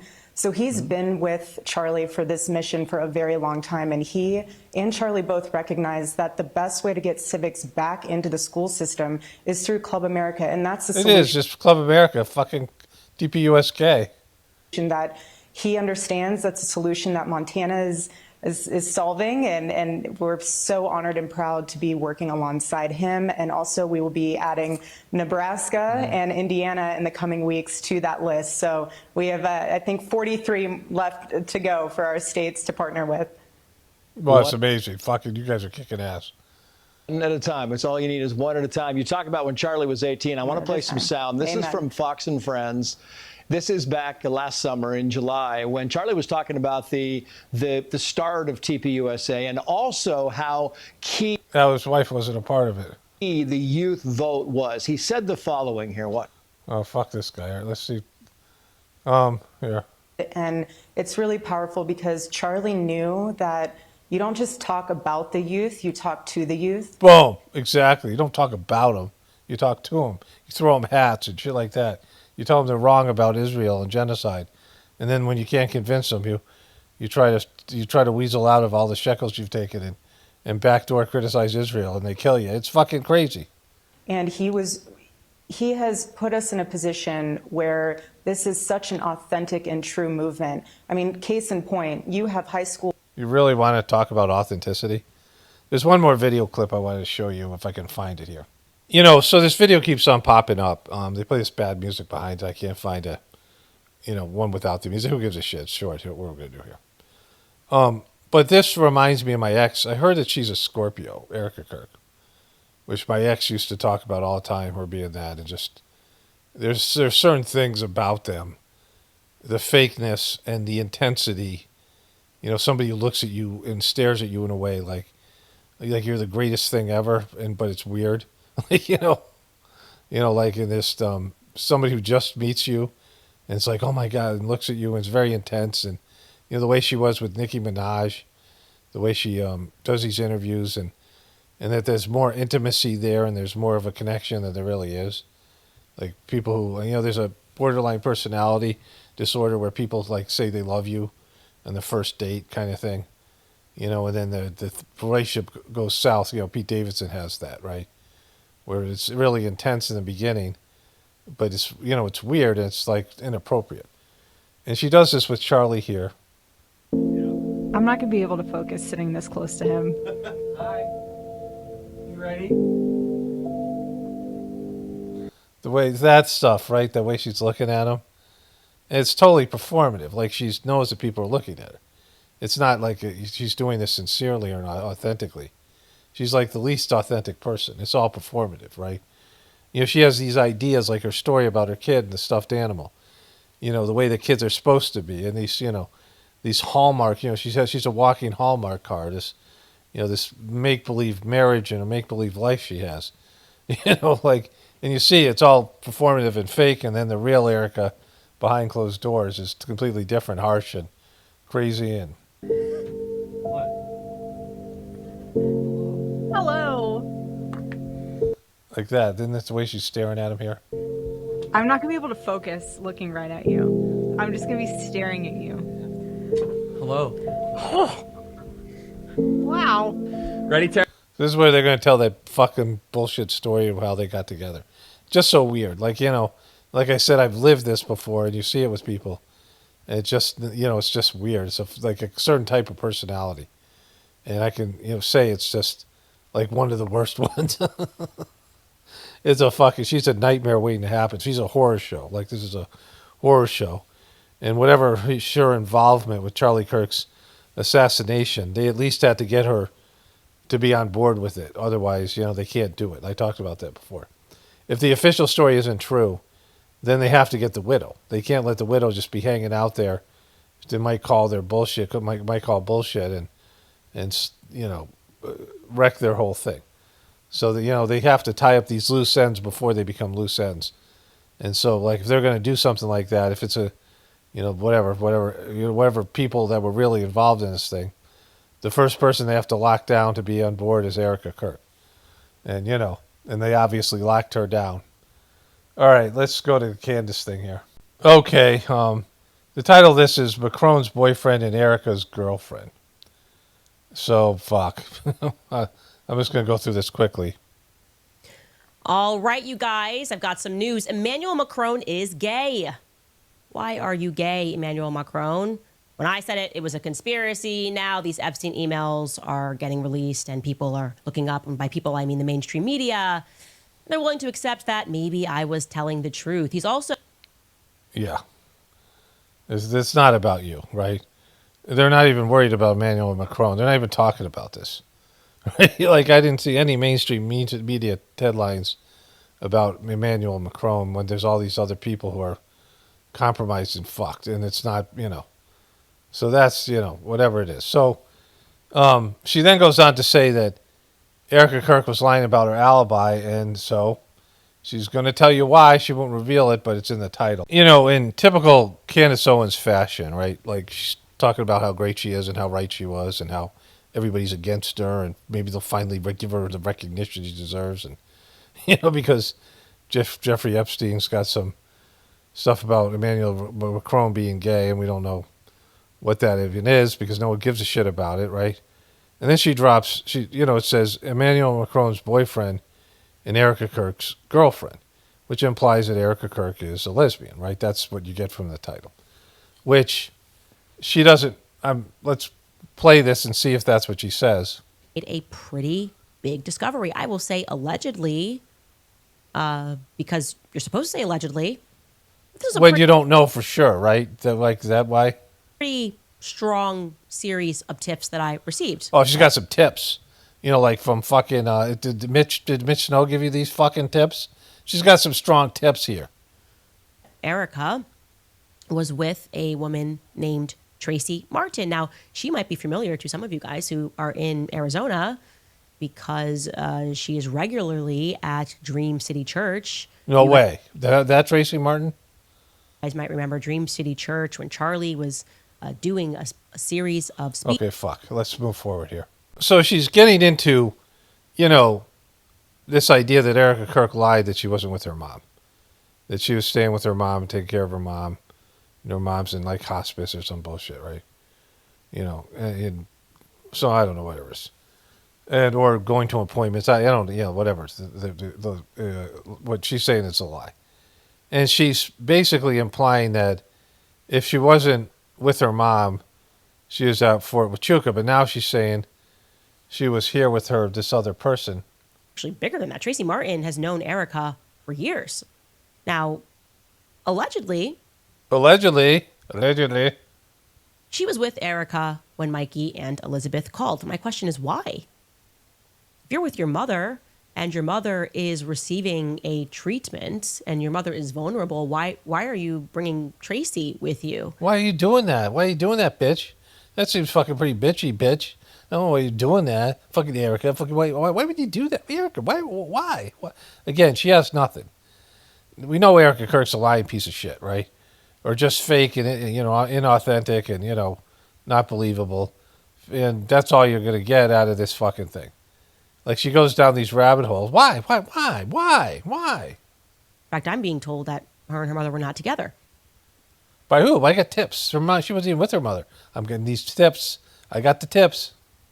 Now, I can tell you, like I said, that Tracy has known Erika for 15 years. And I'm going to show No you way. a clip of Tracy. Later on in this clip, she kind of talks about me and the conspiracies and things of that nature, because that's obligatory. Here's Tracy discussing their very long friendship. Take a listen. Erika Kirk has been a dear friend of mine for almost 15 years. Whoa. Look at this fucking mile of bad road. We may hook her up with Kid Rock. We have done multiple projects together. She wrote the foreword to my book. The photo that has been circulating around that says a Left Eye Club, this is the cuff that she's wearing. I designed it. Those are my jewelry pieces. Those are my cuffs. She's wearing my cuff. This was an editorial shot that I actually styled I styled that fucking shot. I did. and wanted to get all the products in one shot. Oh, and the Romanian Angels? Yeah, that was a project that a bunch of us were blessed to be a part of because Erika put it together. And we would get a wish list around Christmas time, and it was from children who wanted nothing more than barrettes, brushes, personal care items, pencils, school supplies. Tampons and toilet paper. And we would all go out and go shopping, and we would wrap it up, and it was such a wonderful thing because we would have specific paper that was good for, human trafficking. wrap our gifts in, and my daughters would then watch the video that Erika would send back to us once the distribution and they were delivered, and we could see the children opening these beautiful gifts, and we knew that we were making an impact. We did. We were helping out with these barrettes and tampons and toilet paper and shit we were sending them. Way around the world. And that's what type of person Erika is. Starting a nonprofit at 17, instead of looking at that as like how. Okay, what the fuck's going on here? All right. I'm just gonna read through this. I just, fucking. There's gonna be nothing here. She has tips that this woman and her were together. Okay, who gives a shit? They've known each other, and I've got tips that they were together. Why were they together? Are they lesbian lovers? I don't know. I mean, tips. I got tips that they're. I'm not going to say it. Okay, kaboom. This has got to be one of my favorite bullshit Candace Owens moments here, right? I'm scrolling through the transcript of this thing that's going nowhere because this is how she rolls. And, it's hard for me to cover or listen to her mannerisms, her bullshit, everything she represents as a, presenter. But she says this. She's from Missouri, which has been, one of those regular stops on the Egyptian plains. And I'm not saying she was ever on those Egyptian plains, but, those Egyptian planes regularly go to Missouri. And she also lives in Missouri, and there's only like 10 people there. So, I mean, the odds are 1 in 10 that the planes are coming there for her, right? She grew up wealthy, riding horses. And I would like to know more about her. I would like to know more about Tracy Martin because I'm also unable to determine what exactly it is that her husband does. I don't know. Her husband, he could work for Mossad. I don't know what he does, but let's say, he might even fly those Egyptian planes. I mean, it is Missouri and all. So this is how these stories just peter out, right? Because nothing ever comes of them. Like even the Epstein files, there's, lots of names released. Nobody's going to jail. So people are being embarrassed. Trump has that Wolfie story, that guy Wolfie, which I covered in my last video, that put him and Epstein and conspired to cost Trump the election. And they made up all this bullshit, just for dumb fucks who, trying to keep a few of the dumb fucks around, basic fucking bullshit stuff. But, the reality is, I mean, all the things that we know. All right, so, and with Candace Owens, she links these things together like they're established, right? Fort Huachuca, the Egyptian planes, French Foreign Legion, the Macromes, the DuPonts, all these people, right? And she's going to bring these things back up. Like, these are things that are on my radar, but, they're just fucking fantasy. She said lives in a fantasy world where she, has things that are like some kind of what she would call evidence and nobody else would. And that, the fact that this woman lives in Missouri and the Egyptian plains just to go there, this is leading to fucking nowhere. And at some point, I mean, she's getting more views on this video. It's got 1.6 million. And I think because it said Erika's girlfriend, and everyone thought this was going to be some lesbian woman. But it's just, you know, some tips that she got that may or may not be true that Candace gets. 'Cause occasionally there are real things that she gets, like the videos and some of the emails. But when people are just leaving tips, Candace doesn't give a shit if the person even knows Erika or is even a part of TPUSA.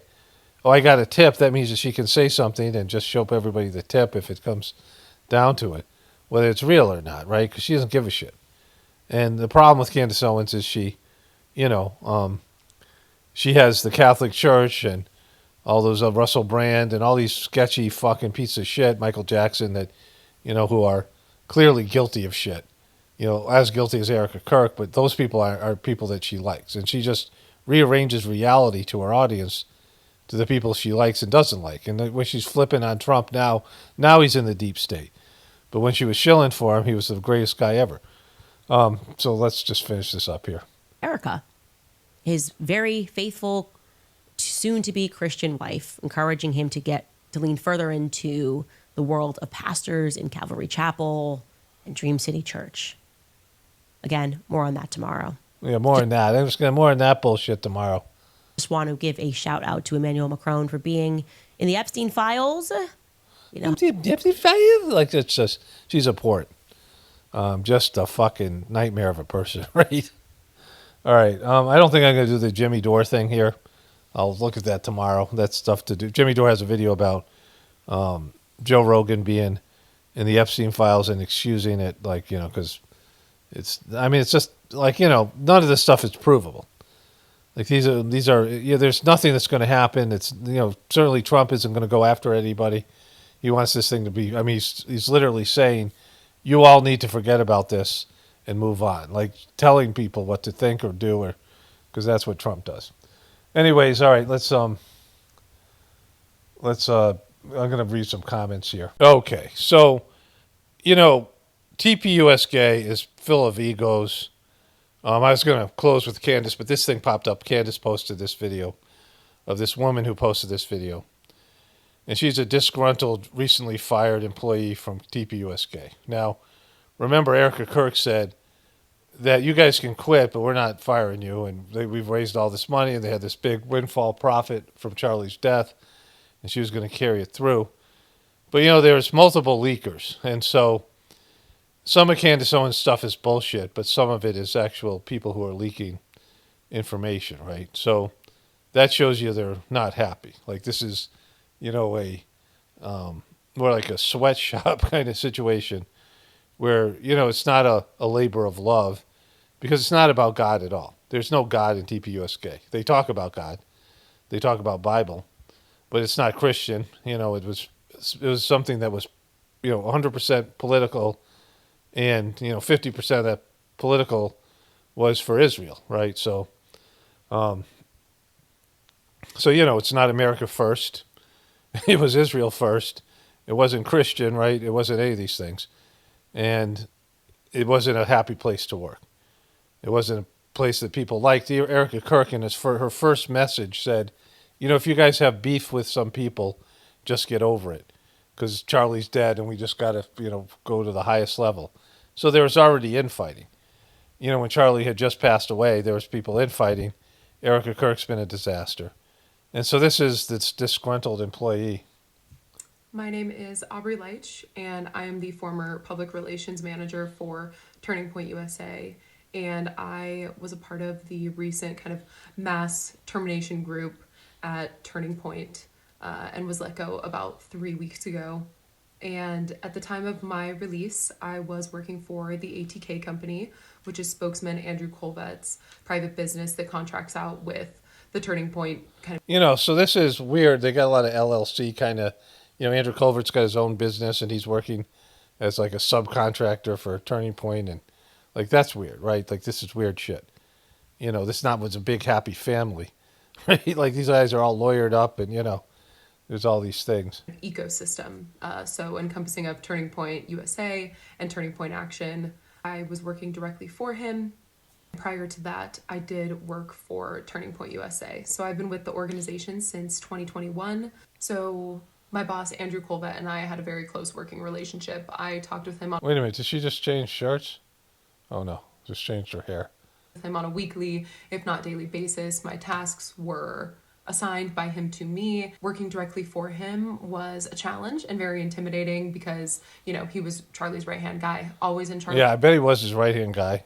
And Blake was his left-hand guy. So. Charlie's ear constantly. And so it was very important to me to be an impressive and loyal employee to Andrew, to which I believe I certainly was. I did so many things for that company. I worked many, many hours outside of my general kind of understanding of what this job entailed. And I had no problem with it because I wanted to work hard for both Andrew and Charlie, for my coworkers. And yeah, because he was like a cult, and I was like buying into it. And for the Lord.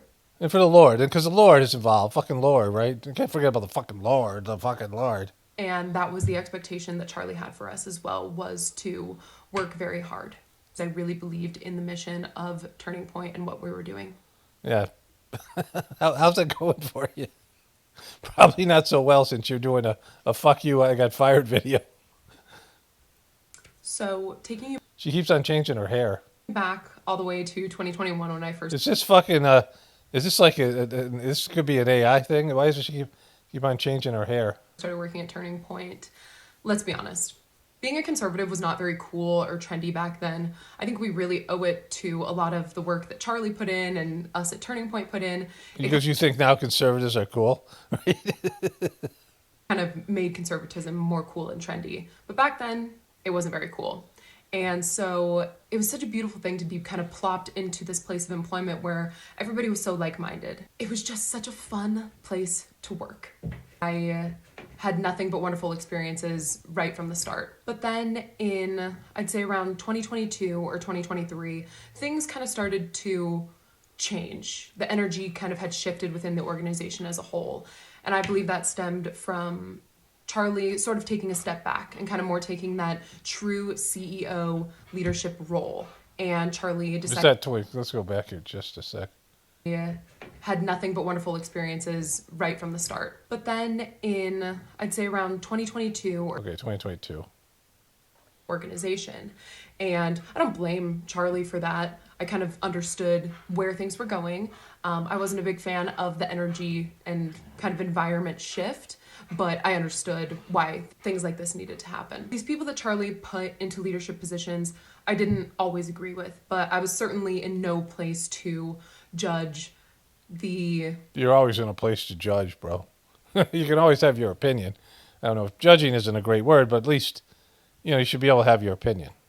Discretion of my CEO. I trusted that he put the right people in charge, but over time I pretty quickly learned that some of these people in leadership positions were not people. Okay, so another bullshit thing about Candace Owens is she said she had documentation that Tyler Boyer, who introduced Erika to Charlie, which is another bullshit story because they, this was not that whole thing was not, that was just make believe. They knew each other for years. Allegedly. He hired all these people. He hired all the people, the TPUSA people. And she said she had evidence that Tyler Boyer seemed really gay in the interviews I saw him in. He seemed definitely, seemed like a gay dude. He was, he hired all these people. And so she said she had these interns and people that came forward and said that he was hitting on male interns and he was, having an affair with some of the people that worked there. So that was part of the TPUSA. But she never released the documentation. And they never made her do it at TPUSA, so I don't know if they reached some sort of deal when they had that meeting. Or, or she never had it. Like, you never know. But that's, Charlie wasn't hiring these people. Like, Charlie wasn't running this organization because he was shackled up, right? When you take hundreds of millions of dollars, then they want to sign off on the people that you hire and all these things and the direction that you go with your company. People that I felt were either prepared or qualified to be, or deserving to be in that role. Fast forwarding a few years from that time I just spoke about in 2022, 2023, all the way up until September 10th, 2025. Obviously, it was an extremely traumatizing day for everyone. I think pretty much everyone in the world. What happened? With any amount of sanity was Any sanity. If you weren't traumatized, you were insane. slightly traumatized by what they saw. Yeah, I was not traumatized, and I'm not insane. I didn't know the guy, and it was, seeing the thing was not great. When you could see any person get shot in the neck like that, if that was true, like we don't know with AI, but it's a shocking thing to see, right? Who knows? But, I didn't know who he was, and it's very clear that he fucked around, found out, right, with Israel. It was an extremely traumatizing day for me. And I worked nonstop. My phone received hundreds of phone calls on September 10th, thousands of text messages, and multiple times I kind of got reprimanded for not being responsive enough to people, but I literally just could not keep up with everything that was happening between my email and my personal phone and my work phone. Reprimanded for not being able to fuck with that's because you weren't helping people grieve enough. Like, it was just non-stop. And I've seen a video of a coworker of mine who was also released from Turning Point. She spoke about 20-hour days. Yeah, absolutely. Those were very, very real, especially for those first 2 months post Charlie's assassination. In December, we obviously had America Fest here in Phoenix, Arizona, and that was nonstop work too.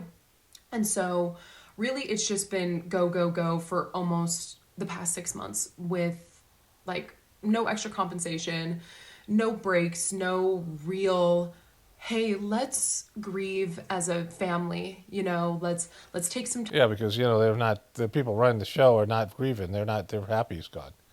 That's how, come on, bro. Time, and we'll pick back up where we left off in just a little while. And I wasn't necessarily expecting that. Charlie was someone who always expected us to push through and to continue to work. However, I think that these are extremely unprecedented circumstances in which we were all under. And so that was a huge turnoff for me at the organization, was just how everything has been handled since 9/10. During the memorial, for example, I literally did not sleep for over 48 hours. Despite all of that, I want to go ahead and fast forward to my termination. Okay, that's what I've been waiting for. Thank God. Well, for only 5 minutes and 22 seconds. Well, not that the rest of the stuff wasn't, all of that makes sense, right? That had value. Which took place about 3 weeks ago. And I was brought into an office to have a discussion just generally about my employment. It was myself, Andrew Colbett, and Marina Muniz, who is the CMO of Turning Point USA, who I used to work for when I was just full-time with Turning Point prior to joining the ATK company. They pulled me into a room and they sat me down and told me that there were 2 instances they wanted to talk to me about, one of which is pretty irrelevant to this timeline, so I'm just going to talk about the one, which was an Uber ride that took place allegedly in the months of either October or November of 2025. And what was told to me was that a Turning Point executive got into an Uber one day and they randomly just kind of started talking about Turning Point. And the executive asked the driver, what do you think about Turning Point? And the driver proceeded to tell the Turning Point executive, well, it's just really sad. I've heard the organization's really going downhill. There's not really a direction and nobody likes Erika. And yeah, probably, you ain't lying. The Turning Point executive proceeded to ask this Uber driver, well, who told you that? And the Uber driver told the Turning Point executive that his daughter was good friends with a girl that worked at Turning Point way back when in high school. They had spoken about Turning Point since Charlie's assassination, and that, this was told to him by his daughter. And the Turning Point executive, of course, asked, well, what's the employee's name? And the Uber driver allegedly said, Aubrey who? Aubrey Leitch. And the story was presented to me as one of the reasons for my termination. And I was just a little taken aback because, number one, I'm not really friends with anybody from high school. And a lot of that has to do with my political beliefs. I've been a conservative since I was pretty much a junior in high school. And so I don't know who I would have told this story to. And it also doesn't even align with my true thoughts of Erika at the time. I've actually... But they've changed since then. Now I really hate her and she's a bitch. But back then I was... actually known Erika since 2013. We were doing pageants around the same time as one another. She was in the Miss USA organization and I was in the Miss United States organization, and we happened to cross paths at an event. So I've known Erika for quite some time, and my thoughts of her and nobody liking her do not align whatsoever with that timeline of October or November. So that was one of Turning Point's reasons for letting me go. So unlike my peers, I actually was given reason. However, there's another thing I kind of want to dive into. To protect myself, I am going to preface with Turning Point has not insinuated this. They never told me anything like this. However, I just have a gut feeling that I was terminated from Turning Point because I am questioning the narrative of what happened to my role model and CEO, Charlie Kirk, on the day of his assassination. Uh-oh, kaboom. What is being told to us in the mainstream media just really doesn't add up to me. Yeah, of course it doesn't, because it's fucking not believable. I'm really hopeful that one day it will, but as it stands right now, it just doesn't. And so I've been here in the background talking with people, expressing how I truly feel, because as an American citizen, I have the right to my freedom of speech and my freedom of thought, and I have a lot of concerns and a lot of questions about what took place that day and the events leading up to that day. It is from my own experience that you can't question the narrative and work at Turning Point. Yeah, of course you can. Because it's fucking... Look, so, she's basically saying that they made up this fucking cab story, which we heard before. So we heard this cab story from somebody when these other people were terminated. So, and it's about her, but maybe somebody else was told the exact same thing. But either way, that would mean that they just made up that fucking cab story. Because she was talking to people and saying that she didn't believe in the official story. And that, that would be which one do you think would be much more fireable there? Right? Because this is just hearsay. And, what Uber driver would be saying that shit to somebody? That Uber driver is not a credible witness. And it's like, can you go back and find that Uber driver and prove it? Right? Because she did wrongful termination.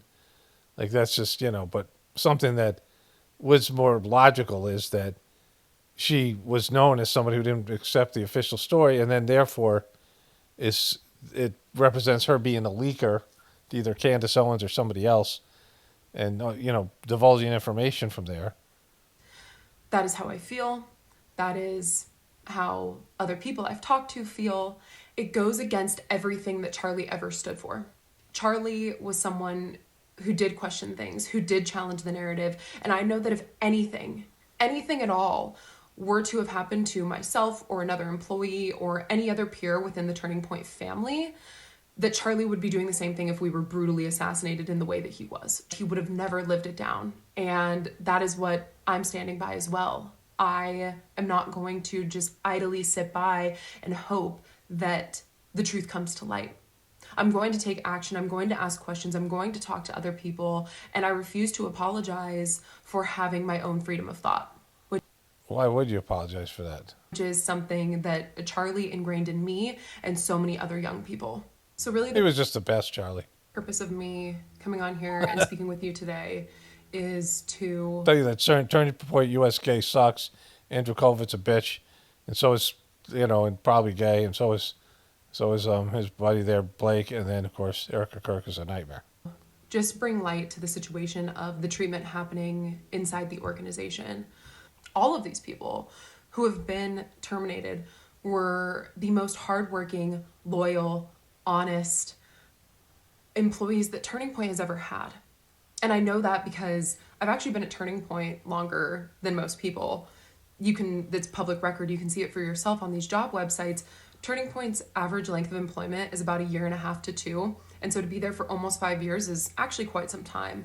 I've seen the median... See, it's a high turnover rate then, right? So they have like 600 employees, And the average, I mean, only a year. Why only a year? You know, you're supposed to be, and people who are Christian, they're going in there because they're Christian and they believe in this mission, and they only stay there a year. That's pretty fucked, right? You know, I worked in treatment centers, and the average length of stay was 9 months. You know, in 2 different treatment centers in 2 different positions, one as a counselor before I had my master's degree as a counselor, you know, and then the other one was a clinician, which you need a master's degree for. 2 separate jobs, 2 different treatment centers, and both treatment centers, those jobs, the average length was 9 months because it's a fucking nightmare job, right? Very few people have these, you know. Marketing team, for example, turnover at least twice, consuming of about 40 people. And so I know that these people have been some of the most loyal, hardworking, and honest individuals to ever pass through the organization because I've been there, done that, and seen it all. I'm doing. So, you know, what they're doing is cleaning out what was left of Charlie, right? Like, these are all going to be Erika people. These are all going to be Andrew COVID people. You know, there's going to be very, very few people left that work there that were friends with Charlie. You know, I mean, all those people are flabbergasted what's going on. They know that it's been degraded, right? This for them. And I'm doing this for my friends who I consider family who are still there in hopes that they will start to receive better treatment by the leadership there. Yeah, do you think that's going to happen? You know, they're taking a fucking beating here. Because nobody deserves to be let go without cause. And frankly, it's a loss for Turning Point. We're all going to be better off because of this, because we have removed ourselves from an environment that was no longer serving us. And in my opinion, no longer serving the Lord, which was Charlie's entire intention. No, it wasn't. It was shackled up. So you know, they were just better at hiding it before he died.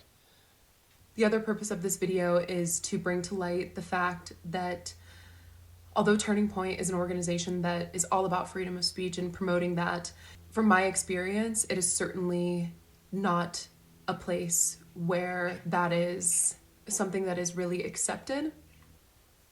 I didn't want to do this. I didn't want this to be the ending result for me or for Turning Point.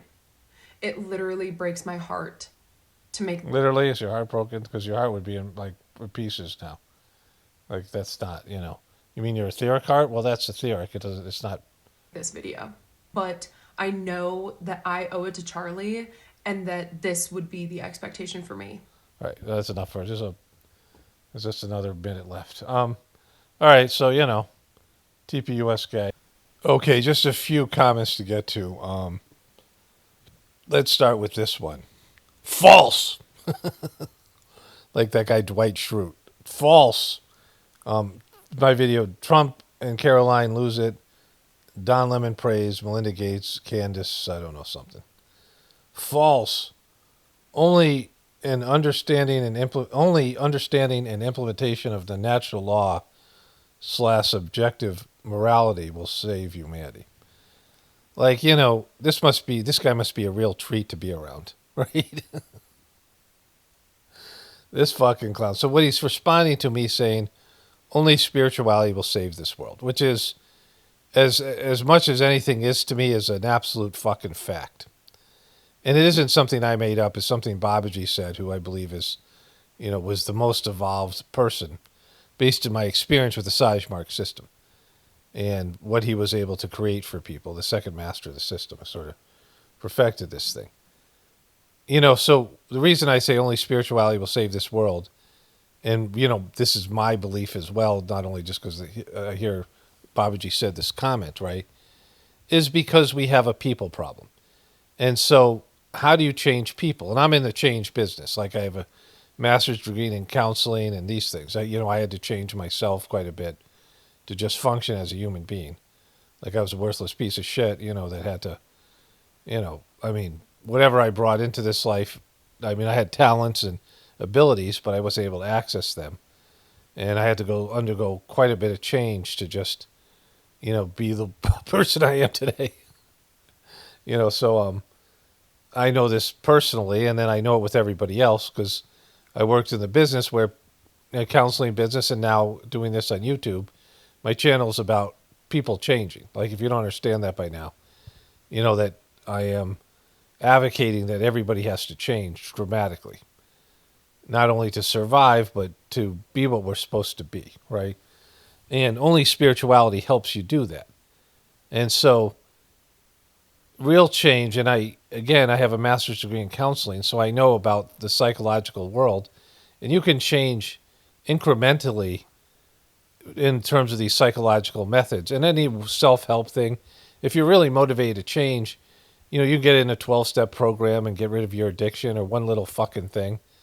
But in terms of doing wholesale changes, God has to be involved, and your relationship with God has to be involved.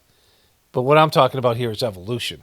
I'm talking about going up to the next level, and the next level is spirituality. Like, most people are stuck in the material level, right? So if you look at this as a video game, you're in the material level, and then you start dabbling in the spiritual level, right? Like, there's things that you do. Let's say you have a career in one thing, and you have a hobby in something else, and then after enough time, you can turn that hobby into a new career, right? You start dabbling in it. So it isn't like a, huge transition. You're like a materialistic person, and you're 100% materialistic. And then you have, 2% interest in God, and you're a little bit religious, but not really spiritual yet. And then you become spiritual. You start having some kind of internal connection to God, but it's about 5% of your existence. And then as you move forward, your material life becomes less and less, and your spiritual life becomes more and more, but you still have to be somewhat in the material world because you have a body, right? And so that's what I'm talking about. And so when that happens, people then become saints, and you have a society full of saints. And so this piece of shit, right, who left this stupid fucking comment says, false, only understanding and implementation of natural law and objective morality will save humanity. Now, that isn't even true. Like, those are just some bullshit thing this person thinks. But the reason I'm saying this person sucks, just by the way they left this comment, right? Not understanding my point of view, not logically thinking through what I'm saying and why I'm saying it. Again, you don't have to do that, but just then coming up with your own bullshit thing and being oblivious to anything and everybody else. I know this person's a real treat to be around. But, implementation of natural law and objective morality would be great, but that's, what's going to make people do that? Let's say your thing was right. Let's say that was, that's just, it's too simplistic and whatever, but, that the things this person's saying aren't bad things. If people had some sort of objective morality and they could understand spiritual law, not natural law, but whatever, right? Because natural law is like animalistic things, like, predator eating prey and shit like that. So there's plenty of natural things that go on that isn't going to save the civilization, right? Animalistic things. So natural law isn't a good, divine law, because you have to become divine. And the person doesn't want to go there. Maybe they don't even believe in God. This sounds like maybe perhaps an atheist. But the only way that people are going to adapt something higher is they have to go to a higher level, and that's through spirituality. Anyways, there's just things like that people write. So the next comment is this. Can I offer more foreskins to make faster progress? I thought that was humorous. Foreskins are going to be constantly, until this kind of Old Testament stuff, I stopped talking about it. Foreskins are going to be a part of this whole thing. I wonder if Wolf hangs out. This has to do with Trump, Caroline Leavitt lose it, Don Lemon praise Melinda Gates, and Candace again something. And so Trump blamed this guy Wolf working with Jeffrey Epstein to sabotage his 2024 election by putting his name in the Epstein files, by writing false shit. And Trump says, it's out there and everybody knows about it. Let's move on from the story and let's forget about Epstein. That's how bad Trump was in that. So this person writes, I wonder if Wolf hangs out with Isis K or Corn Pop, or maybe both. And then somebody wrote, Candace never had Trump's phone number.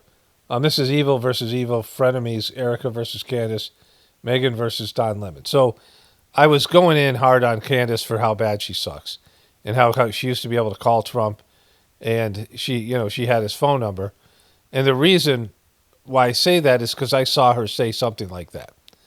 I don't have the specific video, and I'm not going to go find it because of this dumb fuck, because it doesn't mean anything. Because it isn't like Candace doesn't suck, right? So, through the whole, whatever this person watched in the video, this is what the person said. Candace never had Trump's phone number. Charlie Kirk had Trump's phone number. And he only gave it out to one person. And so, as far as I know, they both did. Yes, Erika chose to display the microphone at the Mar-a-Lago fundraiser and the assassination tent at conference. She's modeling Charlie's assassination after the prosecution of the Jews. What? After the persecution of the Jews. As for Candace, she originally defended Erika because she's Charlie's wife. Candace was heartbroken when Charlie was killed. Had Erika not terminated employees with cause, these whistleblowers would not have leaked these Zoom calls. You know, you're just not, you don't belong here, bro. I mean, you're just too fucking stupid. Like, you're just, how did you even find my fucking channel? Did you just watch this like I was speaking Spanish or something? Like I was speaking some fucking foreign language? Because, like, you couldn't have understood a word I said because you're just too fucking stupid, right? And I'm not talking about, like, I'm some kind of a fucking genius. And so then this one here, Theo Vaughn interviewed a 9/11 fireman who stated, this is to the same video. And Candace got into 9/11 a little bit, and then I slammed the shit out of her for that, because she's late to the party. This is, Oh, Candace, late to the party, Owens. Theo Vaughn interviewed a 9/11 fireman who stated he was on site and witnessed all 49 floors of the Building 7 on fire. He flat out said the entire building was on fire, attempted to guardrail any plausible theories about Building 7's sus collapse, implosion. Even the corrupt NIST wasn't stupid enough to circulate such a moronic whopper. The disingenuous revisionist history being shamefully pimped by the alt-right podcast media these days is beyond retarded. The person spelled beyond, B-A, I think it's beyond retarded. They spelled it weirdly. Yeah, first of all, you could see Building 7 had a little bit of smoke coming out of it. But even with that, the official story, if you guys don't remember it, the official account is that these airplanes that crashed into these buildings, they had filled with jet fuel, which is basically kerosene as I remember it, right? It's just I guess it's similar. It's a kerosene base. I just looked it up. It's a kerosene based fuel that's lighter, which is important for jets. They want a lighter fuel, right? And so it's not anything. It's just gas. It's like gasoline, right? It's a form of, something that's flammable. And it burns at a temperature of like 450 degrees or something like that. And steel like melts at a temperature of like 4,000 degrees or something like whatever it is. These were the regular said in videos about 9/11 years ago. The idea was that the fire that was burning at the top of these buildings, the official story was it burned so hot that the steel girders, these thick, these big ass steel girders, many of them encompassed in concrete, melted from the heat. And that caused the top floors to collapse. And as they started to collapse, the weight of the building now hitting the intact girders, even though those girders are holding up the whole building anyway, the weight of that coming down just made all of those girders collapse.